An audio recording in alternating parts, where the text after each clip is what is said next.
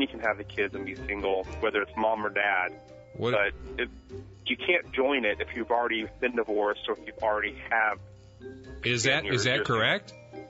Yeah. All right. So if you're married and you have a kid, you can get in, but otherwise you can't get in. So a single woman, and now we have 30,000 of them last year who are now single moms, have done this after they were accepted into the military. Well, that doesn't make it any better.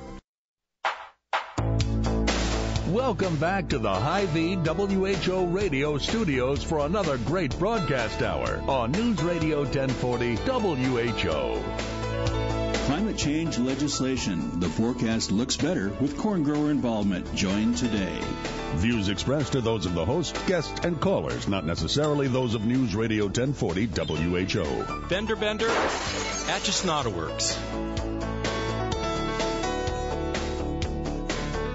All right, back to conversation. Mickelson here with you. We have a brief newsmaker guest on our telephone line. I'm just eager to hear what Congressman Tom Latham has to say about the Illinois plan. They're actually soliciting an opportunity to open the Thompson Correctional Center across the river and to house those Guantanamo Bay detainees, because I just was reading a news story here this morning that says Congressman Latham is actually introducing legislation about this.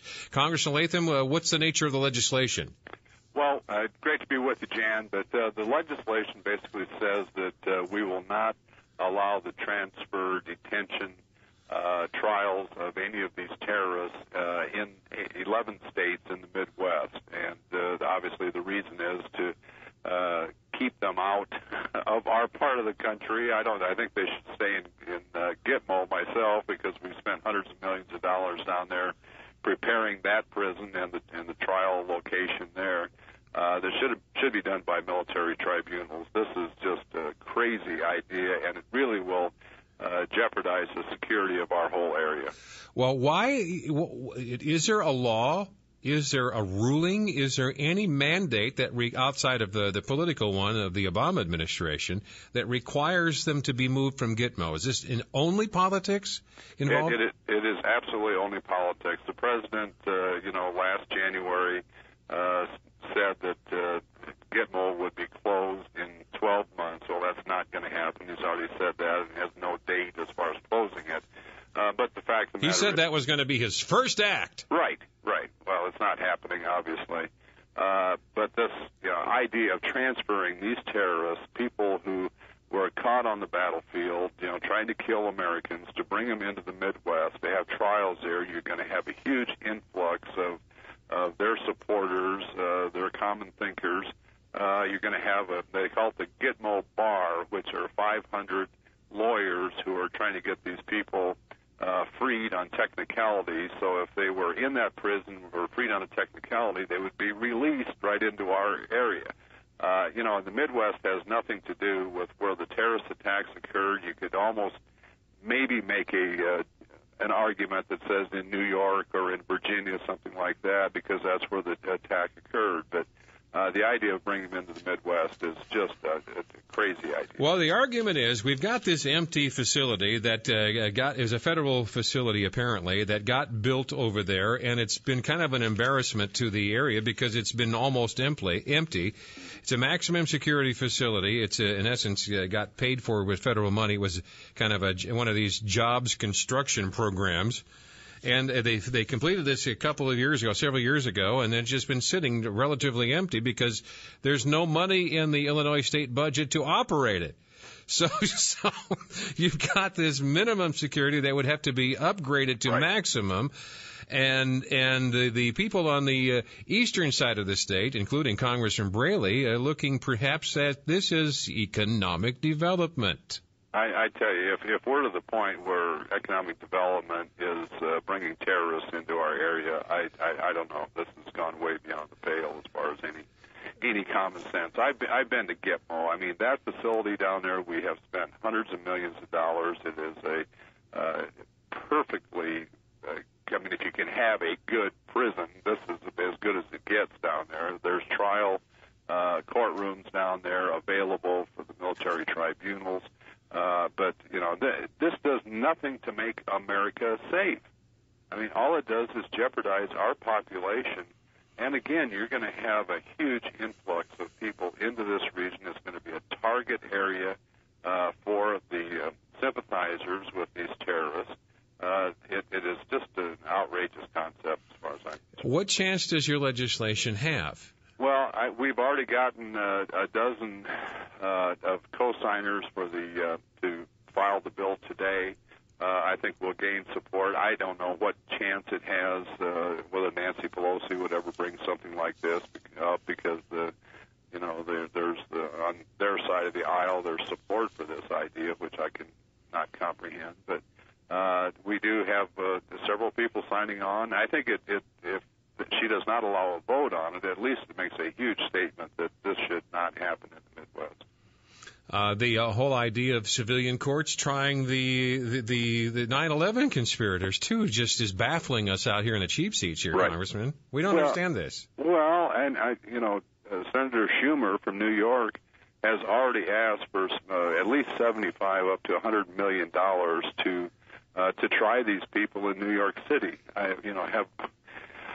I don't understand it either, Jan. I mean, they were caught on the battlefield. They should be tried with military tribunals. There is absolutely no precedent anywhere for bringing people off the battlefield in a foreign land. And will they be given a jury trial?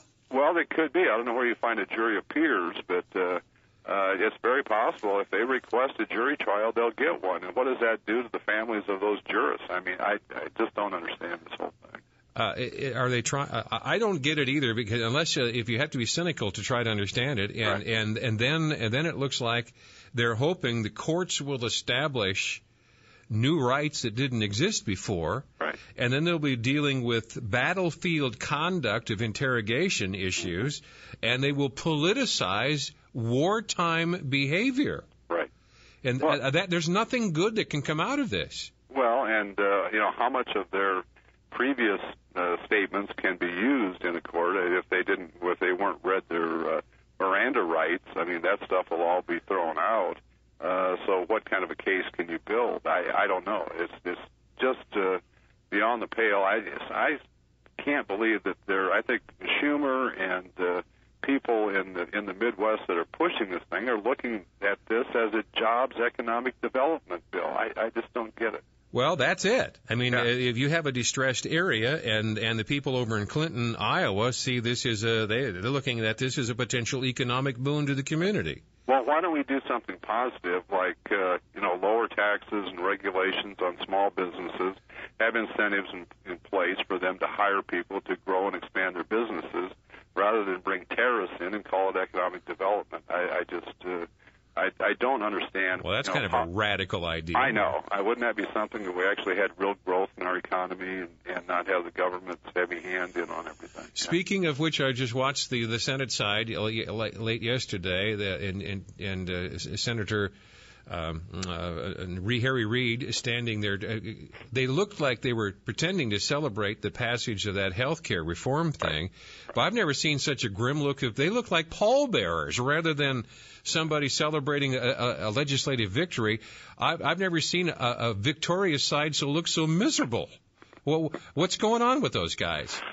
Well, I think they know that this charade is going to be exposed, and so that's probably why they're not real happy. Actually, when they did the press conference, they didn't even have the numbers yet as to what the score was going to be on the bill, and the reality of it is it's going to cost an awful lot more money than what they're saying, and it's going to make a huge tax increase on small businesses, on individuals, going to cut Medicare by over $500 million, and what that does is, in a place like Iowa, is almost ration out health care, especially in the rural parts of the state. How many train wrecks can we accommodate all at the same time? I've never seen anything like it. The agenda, when you go back to the TARP bill last year, the stimulus package, which has just been a disaster. I don't know if you're aware, Jan, there's 8 congressional districts that don't even exist. That don't exist. I mean, the cap and trade thing, which is going to really be a huge burden as far as the Midwest. States like Iowa, it's going to cause we're going to lose about 17,000 jobs a year for each of the next 20 years in Iowa. If cap and trade were to go in place, now you've got this huge health care fiasco that's going on. There are things that we can do solve the problem without destroying the system that it gives the best health care and medical services in the world. I just think that we've got to step back and use some common sense, fix what's broken, and let's just not have this huge expansion and control of the economy by the federal government. I know you got to go vote. I thank you for taking a short time to speak with us briefly this morning, Congressman Latham. I appreciate it. You bet. Thanks, Jan. You bet. 17 after 11, Mickelson here with you. Time out, back in a moment. Yeah. It's amazing that what the human brain does and the mind does when money is involved.